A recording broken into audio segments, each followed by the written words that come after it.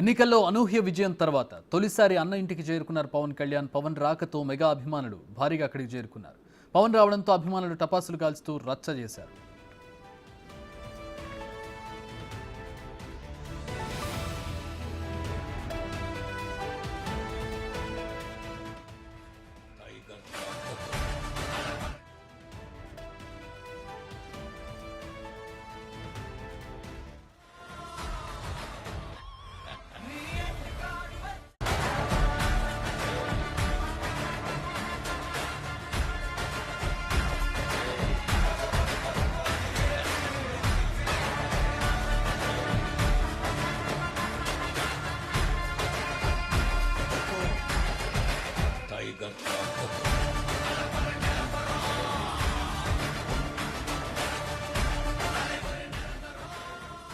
ఘన విజయం తర్వాత మెగాస్టార్ చిరంజీవి తన అన్న ఇంటికి పవర్ స్టార్ జనసేనాని పవన్ కళ్యాణ్ వెళ్లారు.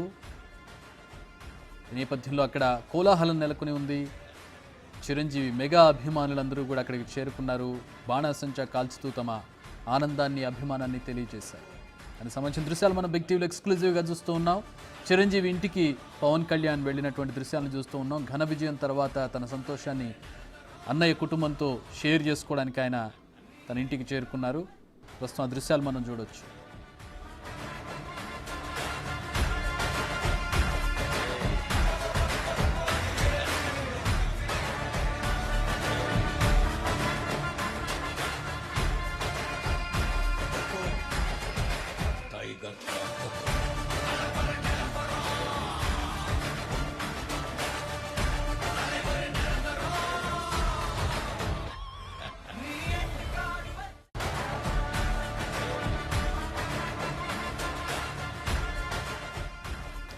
మా associate input editor Ganesh Nagesh join అవుతున్నారు. నగేష్, చిరంజీవి ఇంటికి అంటే ఇంత ఘన విజయం తర్వాత చిరంజీవి ఇంటికి వెళ్తూ ఉన్నారు. చిరంజీవి ఆశీర్వదించి పంపించారు. దాదాపు 5 కోట్ల విరాళం ఇచ్చారు ఆయన పార్టీకి, జనసేన పార్టీకి. ఆయన కోసం ప్రచారం చేయకపోయినా కూడా ఆశీర్వదించి పంపించారు. చిరంజీవి సపోర్ట్ తనకు ఉంటుందని చెప్పి ఆయన చెప్పకనే చెప్పినటువంటి పరిస్థితి. ఎట్లా చూడొచ్చు అంటే చిరంజీవికి ఒక రాజకీయ ప్రస్థానం ఉంది. ఇప్పుడు పవన్ కళ్యాణ్ ఒక సక్సెస్ఫుల్ రాజకీయ నాయకుడికి నేళ్ల తర్వాత ఎస్టాబ్లిష్ అయ్యారు. ప్రభుత్వంలో భాగస్వామి కాబోతూ ఉన్నారు.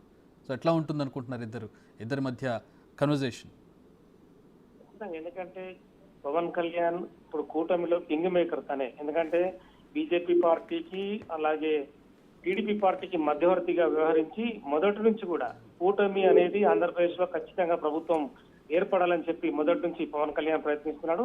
తన తీవ్ర ప్రయత్నాలు కూడా ఢిల్లీ నుంచి హైదరాబాద్ కు కొనసాగిస్తూ మొత్తానికి కూటమిని విజయపథంలో నిలిపిన వ్యక్తి పవన్ కళ్యాణ్. ఈ క్రమంలోనే తన సొంత అన్న మెగా బ్రదర్ చిరంజీవి ఆశీస్సులు కూడా తీసుకున్నాడు. మొదటగా చిరంజీవి 5 కోట్ల విరాళాలను కూడా జనసేన పార్టీకి అందజేశాడు. స్వయంగా షూటింగ్ జరిగే ప్రాంతానికి వెళ్లి తన తమ్ముడిని ఆశీర్వదించి పార్టీని ప్రగతి పథంలో నిలపాలి, ఒక జన సైనికుడిగా ప్రజలకు సేవలు చేయాలి, పిఠాపురం నుంచి తన తమ్ముడిని అంటే గెలిపించాలి, ప్రజలకు ఎప్పుడూ నిరంతరం అందుబాటులో ఉండే జన సైనికుడు మీకు కావాలని చెప్పి స్వయంగా ఒక వీడియోను కూడా చిరంజీవి విడుదల చేశారు. ఇక నాగబాబు అయితే కంప్లీట్ గా పిఠాపురంలోనే 3 నెలల కాలంగా అక్కడే ఉంటూ ఎప్పటికప్పుడు పరిస్థితులను పర్యవేక్షిస్తూ ప్రజల్ని మోటివేట్ చేస్తూ ఓట్లు వేసే విధంగా ఇక జబర్దస్త్ టీం కావచ్చు, మిగతా నటీనటులు కావచ్చు, వాళ్ళందరినీ కూడా కోఆర్డినేట్ చేస్తూ ఎప్పటికప్పుడు ముందుకు తీసుకెళ్లిన పరిస్థితి. ఈ క్రమంలోనే ఇవాళ ఉదయం ఢిల్లీకి వెళ్లిన పవన్ కళ్యాణ్ తన భార్య లెజినోవా అలాగే తన కొడుకు అఖీరానందన్ తో ప్రధానమంత్రి మోదీతో కూడా భేటీ అయ్యారు. హుటాహుటిన హైదరాబాద్ చేరుకున్న తర్వాత వెంటనే తన అన్న మెగా బ్రదర్ ఇంటికి జూబ్లీహిల్స్ లో నివాసానికి వెళ్లారు. సందడి వాతావరణం మనం చూడొచ్చు. మెగా బ్రదర్ ఇంట్లో టపాసులు కాలుస్తూ భారీగా అభిమానులు సెలబ్రేట్ చేసుకుంటున్న పరిస్థితి. ఎందుకంటే పవన్ కళ్యాణ్ గత 5 ఏళ్లుగా పోరాటం చేస్తున్నారు. ఒక రాజకీయ నాయకుడుగా నిరూపించుకోవడం కోసం ఎన్నో కష్టాలు పడుతున్న పరిస్థితి. పవన్ కళ్యాణ్ ఎన్నో చీదరింపులకు కూడా గురయ్యాడు. వైసీపీ ప్రభుత్వం ఎన్నో సార్లు కూడా పవన్ కళ్యాణ్ అవమానించిన పరిస్థితి. ఈ అవమానాలన్నీ తట్టుకొని కూడా జనసేన అధినేత పవన్ కళ్యాణ్ తాను ఎలా ముందుకెళ్లాడో చూపించిన క్రమంలోనే మెగా బ్రదర్ చిరంజీవి దగ్గరికి వెళ్లి వాళ్ళ ఆశీర్వాదం తీసుకోవడానికి, తన అన్న వదిన ఆశీర్వాదం తీసుకోవడానికి ఇంటికి వెళ్లిన పరిస్థితి.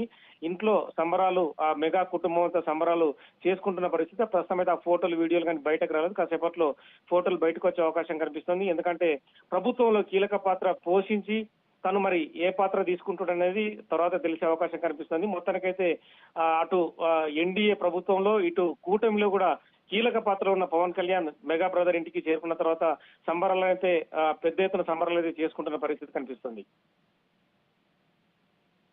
మొత్తానికి మెగా కుటుంబంలో ఒక మెగా సంబరం జరుగుతుందని చెప్పుకోవచ్చు. ఒక పక్కన ఆ, గెలుపు భారీ విజయం, మరో పక్కన ప్రభుత్వంలో భాగస్వామి కాబోతూ ఉన్నారు. ఆ, ఆయనకి ఓకే అయితే కనుక ఖచ్చితంగా కీలకమైనటువంటి మంత్రి పదవి దక్కే అవకాశం ఉంది ఆయన కోరుకుంటే. మరి ఆయన మంత్రి పదవి తీసుకుంటారా లేదా అనేది చూడాలి, లేదా జనసేన ఇతర ఎమ్మెల్యేల్లో ఎవరికైనా పదవులు ఇస్తారా అనేది కూడా వేచి చూడాల్సినటువంటి పరిస్థితి. ప్రస్తుతం ప్రభుత్వంలో భాగస్వామ్యం కాబోతుంది జనసేన పార్టీ. కీలకమైనటువంటి ఒక వ్యక్తి ప్రస్తుతం మెగాస్టార్ ఇంటికి చేరుకున్నారు. గతంలో మెగాస్టార్కి రాజకీయ ప్రస్థానం ఉంది. కొద్ది రోజులుగా ఆయన రాజకీయాలకు దూరంగా ఉన్నప్పటికీ కూడా రాజకీయాలు ఆయనకు దూరంగా లేవు. ఎప్పుడు కూడా ఆయన చుట్టూ రాజకీయాలు తిరుగుతూ ఉంటాయి. ఇదే సందర్భంలో తమ్ముడికి ఆయన మద్దతు ఉంటుందా లేదా అనేది ఎలక్షన్కి కొద్ది నెలల క్రితం వరకు కూడా ఒక రకమైనటువంటి సందిగ్ధావస్థలో ఉండేటటువంటి పరిస్థితి. కానీ కొద్ది రోజులకి ఆయన ఐస్ బ్రేక్ చేశారు. ఆ సందిగ్ధత అనేది తెరదించి తన తమ్ముడికే తన మద్దతు ఉంటుందని చెప్పి ఆయన తెలియజేశారు. ఆయనతో పాటు జనసేనతో పాటు బీజేపీకి చెందినటువంటి నేతలకు కూడా ఆయన మద్దతు ఉంటుందని ఆయన తెలియజేసినటువంటి పరిస్థితి. సో అటు ఒకవైపు బీజేపీ, ఒకవైపు జనసేనను కూర్చోబెట్టుకుని ఆయన మద్దతు ఇవ్వాలని చెప్పి కోరినటువంటి పరిస్థితుల్లో ప్రస్తుతం 21 సీట్లకు 21 సీట్లు గెలిచి పవన్ కళ్యాణ్ తన అన్న ఇంటికి వెళ్ళారు. అన్నయ్యని ఆశీర్వాదం ఫలించిందని చెప్తారా? మరి ఏ విధమైనటువంటి కన్వర్జేషన్ ఉంటుంది వాళ్ళిద్దరి మధ్యలో? రేపు జరగబోయేటటువంటి క్యాబినెట్ కూర్పులో ఆయన ఎట్లాంటి భాగస్వామ్యం ఉండబోతుందనే దానికి సంబంధించి కూడా చర్చలు జరిగే అవకాశం ఉంది. ఏదేమైనా చిరంజీవి ఒక సక్సెస్ఫుల్ రాజకీయ నాయకుడిగా అవతరించి ఆ తర్వాత మళ్ళీ పార్టీని మర్జ్ చేసి తర్వాత రాజకీయాల నుంచి బయటకు వచ్చినటువంటి ఒక ప్రస్థానాన్ని చూసాం. ఆ తర్వాత దానికి కంప్లీట్ కాంట్రాస్ట్గా పార్టీ పెట్టినా కూడా మొదటి ఎన్నికల్లో పోటీ చేయకుండా టీడీపీకి మద్దతు ఇచ్చినటువంటి పవన్ కళ్యాణ్, ఎలాంటి పదవులు తీసుకోకుండా ఉన్నటువంటి పవన్ కళ్యాణ్ ఆ తర్వాత మళ్ళీ సింగిల్గా పోటీ చేసి ఘోర వైఫల్యాన్ని చవిచూసినటువంటి పవన్ కళ్యాణ్ ఈసారి 10 ఏళ్ల సుదీర్ఘ పోరాటం తర్వాత ఈసారి ఎన్ని పోటీ చేస్తే అన్ని గెలిచి విమర్శలన్నిటికీ కూడా తన ఫలితాలతో సమాధానం చెప్పిన పవన్ కళ్యాణ్, తన అన్న ఆశీర్వాదం అందుకొని గెలిచినటువంటి పవన్ కళ్యాణ్ ఈరోజు ఒక ఎమ్మెల్యే హోదాలో తన అన్న ఇంటికి వెళ్ళాడు. రేపొద్దున మరొక మంత్రి పదవి కూడా రావచ్చు. ఆయన తీసుకోగలిగితే, తీసుకోకపోతే ఎమ్మెల్యేగా ఉండొచ్చు. ఒక కింగ్ మేకర్గా మాత్రం ఖచ్చితంగా ప్రస్తుతం ఆయన మనం చూడొచ్చు. సో చిరంజీవి పవన్ కళ్యాణ్ మధ్యలో ఆసక్తికరమైన సంభాషణ ఖచ్చితంగా జరిగే అవకాశం అయితే ఉంది. ఎందుకంటే గెలిచిన తర్వాత మొదటిసారి చిరంజీవిని కలుస్తున్నారు. అఫ్కోర్స్ నాగబాబు మరొక మెగా బ్రదర్ పవన్ కళ్యాణ్ని వెన్నంటే ఆయన పూర్తి వ్యవహారాలను చూస్తూ జనసేన కార్యక్రమాలను చక్కబెడుతూ ఆయనతో పాటు తిరిగినటువంటి పరిస్థితి. ఈవెన్ మొన్న గెలిచిన తర్వాత కూడా నాగబాబు ప్రెస్ మీట్ పెట్టారు. ఆయన గెలిచినటువంటి ధృవపత్రాన్ని తీసుకొచ్చి అభిమానులకు చూపిస్తూ, జనసేన కార్యకర్తలకు చూపిస్తూ ఆయన ప్రెస్ మీట్ పెట్టి వెళ్ళినటువంటి పరిస్థితి. పవన్ కళ్యాణ్ కూడా గెలిచిన తర్వాత జనసేన కార్యాలయంలో ఆయన మాట్లాడినటువంటి పరిస్థితి. ప్రస్తుతం మంచి అంటే మెగా కుటుంబం మొత్తానికి కూడా ఒక పాజిటివ్ వైబ్ నడుస్తున్నట్టుగా ఉంది నగేష్. ఒక పక్కన ఆస్కార్ అంటే సోషల్ మీడియాలో హల్చల్ చేస్తుంది. క్లీంకారా జన్మించిన తర్వాత మెగా ఫ్యామిలీలో అన్ని శుభాలు జరుగుతున్నాయని ఒక మీమ్ అనేది ఒకటి సర్క్యులేట్ అవుతుంది. ఒక పక్కన ఆస్కార్ వచ్చింది RRRకి, ఆ తర్వాత పద్మవిభూషణ్ వచ్చింది చిరంజీవికి, ఇప్పుడు ఎమ్మెల్యే పదవి గెలిచారు పవన్ కళ్యాణ్. మొత్తం 21 సీట్లతో జనసేన విజయ దుందుబి మోగించింది. అంటే ఒక రకమైనటువంటి సెలబ్రేషన్ మూడ్ కొన్ని నెలలుగా అక్కడ కనబడుతుంది మెగా ఫ్యామిలీలో. ఎందుకంటే మెగా ఫ్యామిలీ 2 తెలుగు రాష్ట్రాల్లో సుపరిచయమైన ఫ్యామిలీ. ఎందుకంటే మెగాస్టార్ చిరంజీవి అంటేనే అందరికీ సుపరిచయం.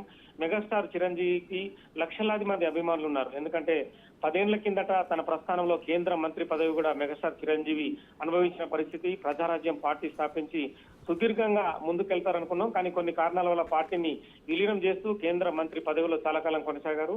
తదుపరి రాజకీయాలకు దూరంగా ఉన్నారు. కానీ తన తమ్ముడు పవన్ కళ్యాణ్ మాత్రం జనసేన పార్టీని స్థాపించి అంచెలంచెలుగా ముందుకు తీసుకెళ్తున్న క్రమంలో గత ఎన్నికల్లో అంటే ఈ 5 సంవత్సరాల కంటే ముందు జరిగిన ఎన్నికల్లో 0 అంటే ఎక్కడ కూడా తను కూడా గెలవలేని పరిస్థితిని, ఆ తర్వాత ఎన్నో అవమానాలకు గురయ్యాడు. పవన్ కళ్యాణ్ ఇక రాజకీయాలకే పనికిరాడు, ఎందుకు పవన్ కళ్యాణ్ రాజకీయాల్లో తిరుగుతున్నాడని చెప్పి అవతల ఉన్న ప్రతిపక్ష వైఎస్ఆర్ పార్టీ ఆరోపించిన పరిస్థితి. అప్పుడు గవర్నమెంట్ లో ఉండి ఎన్నోసార్లు పవన్ కళ్యాణ్ చాలా మీటింగ్లకు వెళ్తున్నా కూడా ఎక్కడికక్కడ పోలీసులను పెట్టి అడ్డుకున్న పరిస్థితి. ఒక ఉదాహరణ చూడొచ్చు. మిగతా ప్రాంతాలు చాలా ప్రాంతాలకు కూడా పవన్ కళ్యాణ్ వెళ్లి స్వయంగా అభిమానులు పలకరించడం కావచ్చు, చాలా విషయాలు ప్రజల నుంచి నేర్చుకోవడం కావచ్చు. అంటే తను 10 ఏళ్ల కాలంలో ప్రజల నుంచి వచ్చే విజ్ఞప్తులు కావచ్చు, వినమ్రాలు కావచ్చు, అలాగే వాళ్ళ నుంచి సమస్యలు కావచ్చు, ప్రతిదీ విన్న తర్వాత నాగేష్ ఇక్కడ పవన్ కళ్యాణ్ ఇక్కడ ఒక ఒక కీలకమైనటువంటి తేడా చూడొచ్చు చిరంజీవికి పవన్ కళ్యాణ్కి. చిరంజీవి కాస్త సున్నిత మనస్కుడుగా కనపడతారు ఆయన. ఒక విమర్శ చేసిన పర్సనల్గా విమర్శలు చేసినటువంటి సందర్భంలో రాజకీయాలకి దూరం అయినటువంటి పరిస్థితులు కూడా అలాంటివో మనందరికీ తెలుసు. ఆయన పర్సనల్గా రాజకీయ విమర్శలు కావచ్చు, పర్సనల్గా విమర్శలు చేసినప్పుడు ఆ సున్నిత మనస్కుడిగా ఉన్నటువంటి ఆయన తట్టుకోలేక ఒకంత రాజకీయాల నుంచి పక్కా రావడానికి అది కూడా ఒక కారణంగా ఉన్నటువంటి పరిస్థితి. కానీ పవన్ కళ్యాణ్ అలా కాదు. అసలు ఆయన ఒక మాట అంటే 10 మాటలు తిరిగి ఇచ్చేటటువంటి పరిస్థితి. అదే సందర్భంలో చాలా అగ్రెసివ్గా ముందుకెళ్ళేటటువంటి, లేదంటే 10 ఏళ్ల పాటు ఈ స్థాయి విమర్శల్ని, ఈ స్థాయి పర్సనల్ ఎంతమంది భార్యలు ఉన్నారనే దానికి సంబంధించిన దగ్గర నుంచి ఇంటిల పాది అందరినీ కూడా తిట్టినటువంటి పరిస్థితి. ఆయన అన్నగా ఉన్నటువంటి చిరంజీవికి కూడా తిట్లన్నీ కూడా వచ్చినటువంటి పరిస్థితి మనం చూస్తూ ఉన్నాం. అయినా కూడా ఆయన ఎక్కడ వెనక్కి తగ్గకుండా ఈ రోజు ఈ స్థాయిలో నిలబడ్డాడంటే 10 ఏళ్ల పాటు ఆయన సుదీర్ఘ ప్రస్థానం, సుదీర్ఘమైనటువంటి పోరాటాన్ని చిరంజీవితో కాస్త డిఫరెంట్గా చూడొచ్చు పవన్ కళ్యాణ్ వ్యవహార శైలి. ఖచ్చితంగా, ఎందుకంటే అతను కింగ్ మేకర్ అనేది మనం ఇందాకనే అనుకున్నాం. ఎందుకంటే పవన్ కళ్యాణ్ చాలా సందర్భాల్లో అప్పుడు ముఖ్యమంత్రిగా ఉన్న జగన్ ముగ్గురు భార్యల విషయాన్ని పదే లేవనెత్తారు. అందులో కొడాలి నాని ఉన్నారు, పేర్ని నాని ఉన్నారు, రోజా ఉన్నారు, అలాగే అమర్నాథ్ ఉన్నారు. వీళ్ళందరూ కలిసి మూకుమ్మడిగా పవన్ కళ్యాణ్ పైన ఎప్పటికప్పుడు దాడి చేసిన పరిస్థితి. మీ మెగా ఫ్యామిలీ అంటే జీరో ఫ్యామిలీ, మీరు ఏం చేయగలరు రాష్ట్రానికి, మీరు అంతా హైదరాబాద్ లో ఉండాలి, అమరావతికి కానీ ఆంధ్రప్రదేశ్ కానీ వచ్చే పరిస్థితి లేదు, మిమ్మల్ని ఒక రకంగా వేధిస్తామనే యాంగిల్లోనే వాళ్ళు ఎప్పటికప్పుడు దాడి చేశారు. కానీ పవన్ కళ్యాణ్ మాత్రం ఎప్పటికప్పుడు ఒకటే మాట చెప్తూ వచ్చాడు, ఏది అయినా సరే ఖచ్చితంగా ఆంధ్రప్రదేశ్ ప్రజలతో ఉంటాను, ప్రజల మధ్య తిరుగుతుంటానని చెప్పి తన పైన విమర్శలు, దాడులు జరుగుతున్నా కూడా రెగ్యులర్ గా వెళ్ళడం, ప్రజలతో కాంటాక్ట్ లో ఉండడం. పవన్ కళ్యాణ్ మానసిక పరిస్థితి మనం అర్థం చేసుకోవచ్చు. ఎందుకంటే ఎదుగుతున్న ఒక మనిషి ప్రజలకు ఎంత దగ్గర అవుతాడనేది పవన్ కళ్యాణ్ ఖచ్చితంగా ఒక కసి అనేది పవన్ కళ్యాణ్ మనసులో రగిలింది. ఎలాగైనా సరే ఆంధ్రప్రదేశ్ లో జనసేన పార్టీకి ఒక గుర్తింపు తీసుకురావాలి. ఖచ్చితంగా తాను ఏదైతే సీట్ల పంపకాల విషయంలో కూడా అతను చాలా హుందాగా వ్యవహరించాడు. ఎందుకంటే ఇన్ని సీట్లు నాకు కావాలి, ఇన్ని అని చెప్పి కూడా డిమాండ్ చేయలేడు.